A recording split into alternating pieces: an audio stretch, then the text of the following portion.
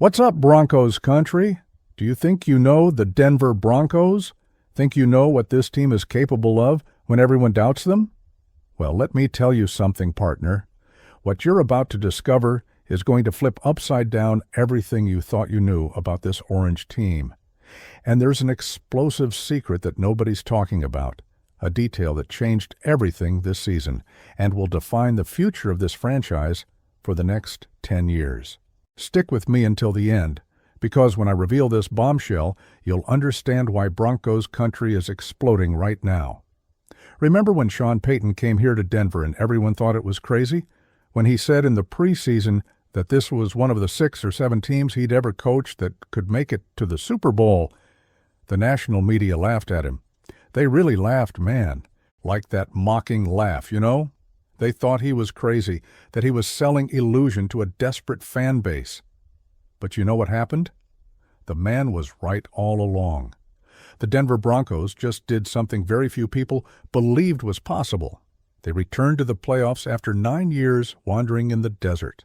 9 years, man. Do you have any idea what it's like to spend 9 seasons watching your team sink? Watching quarterback after quarterback fail? Watching promises turn into disappointments? But 2024 was different, very different. The 2024 season marked the Broncos' return to the playoffs for the first time since winning Super Bowl 50 in 2015, and it wasn't luck, it wasn't chance. It was construction. It was strategy. It was Sean Payton doing exactly what he said he would do. Bo Nix. Let me tell you about this kid. Bo Nix set franchise records for a rookie quarterback with 29 touchdowns in the season, 3,075 passing yards, and 376 completions. The guy was the 6th quarterback taken in the first round of the draft. 6th. ESPN analysts said it was a mistake, that he was too old, that he didn't have a strong enough arm. Nick Wright, that eternal Broncos hater, said it was ridiculous. But you know what Bo Nix did? He shut everybody up. His 29 touchdown passes were the second highest total of all time for a rookie quarterback in NFL history, trailing only Justin Herbert, who had 31 in 2020. Second all-time, partner. And he did it with a roster that had obvious limitations, without a dominant tight end, without an elite running back healthy all season long, with an offensive line that, despite improving, still had its flaws. But here's the first piece of the secret I'm keeping. Bo Nix wasn't just numbers. It was leadership. It was attitude. It was that kind of presence that 10-year NFL veterans instantly respect. Garrett Ballys, our veteran left tackle, called Nix a freak of nature and said he has real swag, that kind of confidence you can't teach. And there was a specific moment that defined everything. Week 18, last game of the regular season. The Broncos needed to beat the Kansas City Chiefs at home to secure a playoff spot, and Bo Nix delivered one of the most dominant performances ever seen from a rookie. 26 of 29 passes completed, 321 yards, 4 touchdowns, and a passer rating of 152.4. The Broncos won 38-0. 38-0 against the 2-time Super Bowl champion. Bo Nix completed his first 18 passes, setting the franchise record for longest streak of completed passes to start a game and the NFL record for a rookie. 18 straight passes without a mistake against the Chiefs in an elimination game for the playoffs. Do you understand the magnitude of that? After the game, Bo Nix did something that showed exactly who he is. He took a complete lap around Empower Field at Mile High, greeting every fan he could reach. Embracing Broncos Country. Because he gets it, he feels it, he is one of us. But don't think it was just the offense that resurrected this team. The Denver Broncos defense in 2024 was absolutely dominant. And here begins the second part of the explosive secret I'm going to reveal.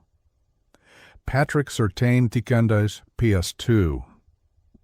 In 2024, Pat Surtain II was named Defensive Player of the Year by the Associated Press, becoming only the second Bronco in franchise history to win this award, joining Hall of Famer Randy Gradishar from 1978. Let that sink in. Only the second Broncos player in all of history to win this award. and PS2 didn't win by chance. He allowed only 306 passing yards all season, the lowest number among all cornerbacks, with at least 375 coverage snaps, and a passer rating of just 59.1 when targeted. Translation: if you threw the ball toward Patrick Surtain-II's side, you were making a mistake. Teams literally avoided attacking his side.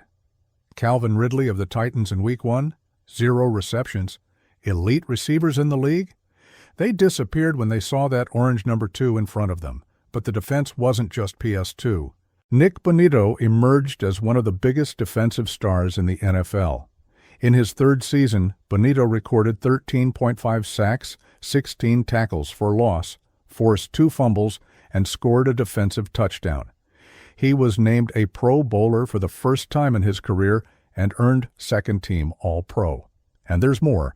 Patrick Surtain, predicted that when Bonitto signs his contract extension, he's going to break the market and they can give him a blank check. That's coming from the Defensive Player of the Year, man. The respect is real. Vance Joseph assembled a defense that terrorized quarterbacks. The Broncos' defense allowed only 18.3 points per game in 2024, the third best mark in the NFL. Jonathan Cooper on the other side of Bonitto had 8 more sacks. Zach Allen on the defensive line. Constant pressure. The secondary with Riley Moss developing. Jaquan McMillian making clutch plays.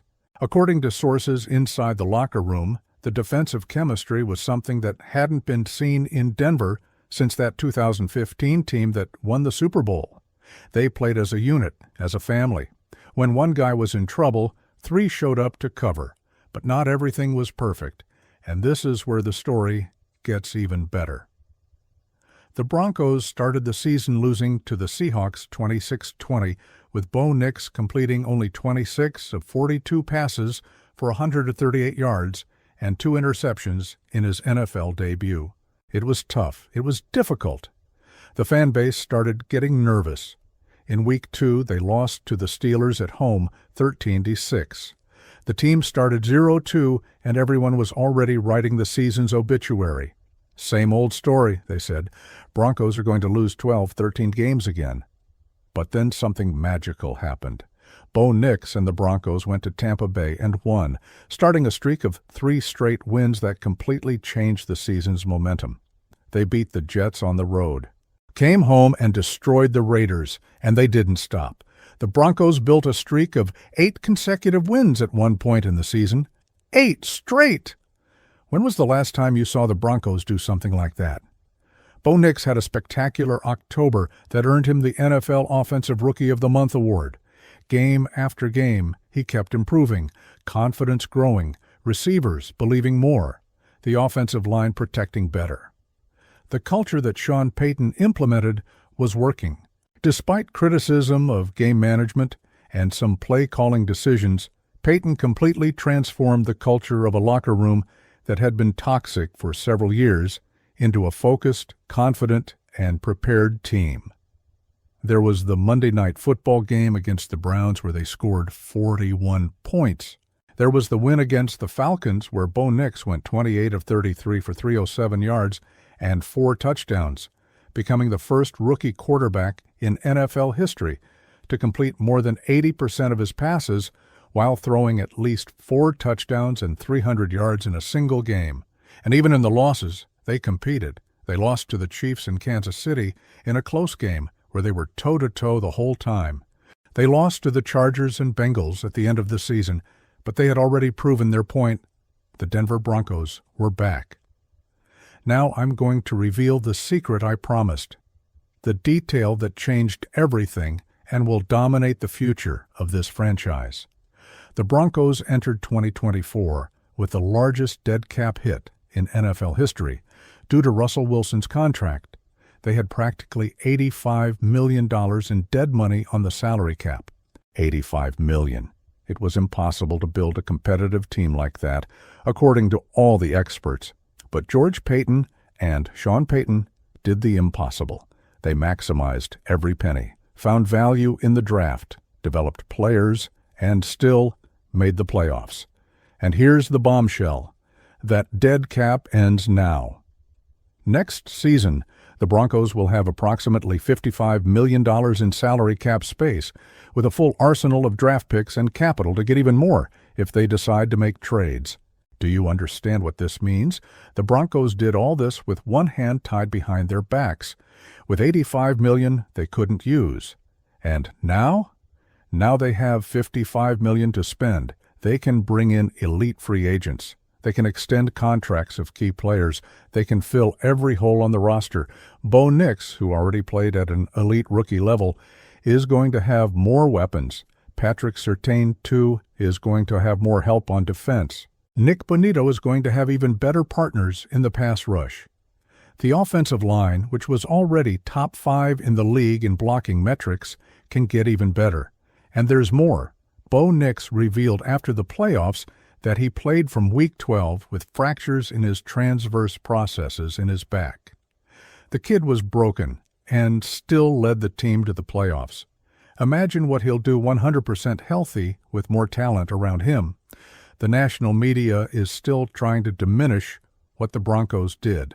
Oh, but they lost in the wild card to the Bills. Yes, they lost 31-7. But in that playoff game, Bo Nix and Troy Franklin connected on a 43-yard touchdown that became the first rookie-to-rookie touchdown in NFL playoff history. This team wasn't supposed to be there. They were supposed to have 5, maybe 6 wins. Tank for the first pick in the draft, but instead, they finished 10-7, breaking a 9-year playoff drought. And the experience that Bo Nix, Riley Moss, Jaleel McLaughlin, and all the other young players gained. It's invaluable. They lived a playoff game, felt the atmosphere, the intensity, the different speed, and they'll come back hungrier. Courtland Sutton, our veteran receiver, had a solid season and is ready to have an even better year. The arrival of new talent on offense will take double coverage off him, more space, more opportunities. The offensive line returns intact.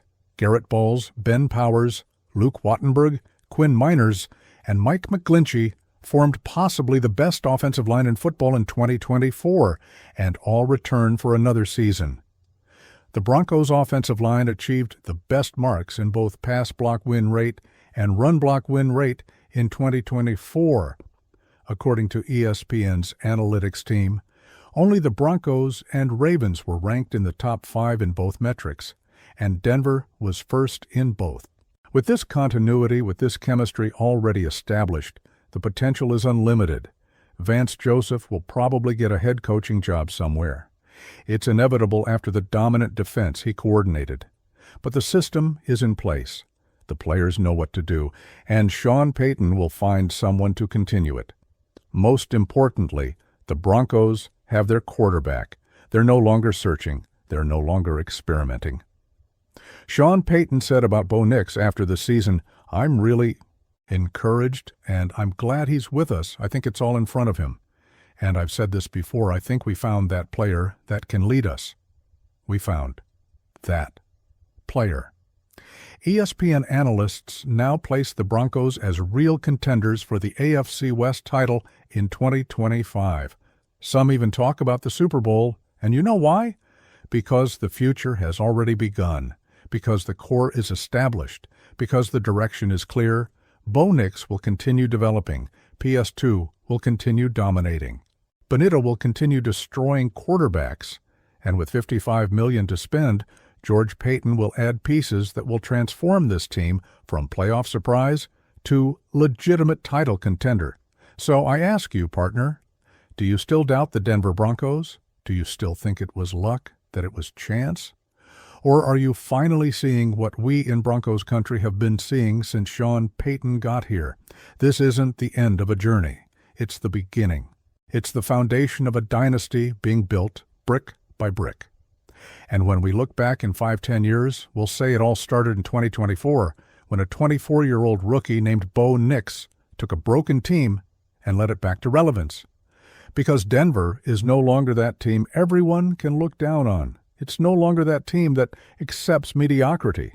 Sean Payton didn't build his reputation accepting the mediocre, and he's not going to start now. The Chiefs, they're aging. Patrick Mahomes is still elite, but the team around him is falling apart. The Chargers? They have problems keeping Justin Herbert healthy. The Raiders? Please. The AFC West goes through Denver now. And not just the division. The whole conference should be paying attention because the Broncos are coming.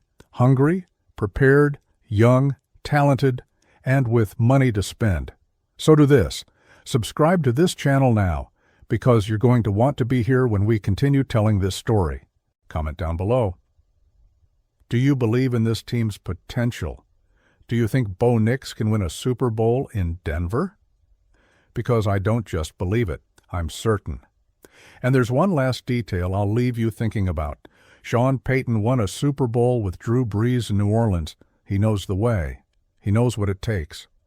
And he wouldn't have said in the preseason that this team could make it to the Super Bowl if he didn't truly believe it. Now he has his quarterback, has his defense, has the money, has the draft, has everything he needs. The only question that remains is, when will the Broncos win it all? Because it's no longer a question of if, it's when. And partner, the way things are going, that when might be sooner than you think. Broncos Country, let's go. It's time to believe again. It's time to dream big. Because this time, it's not an illusion. It's real. Until the next video, family, and as always, go Broncos.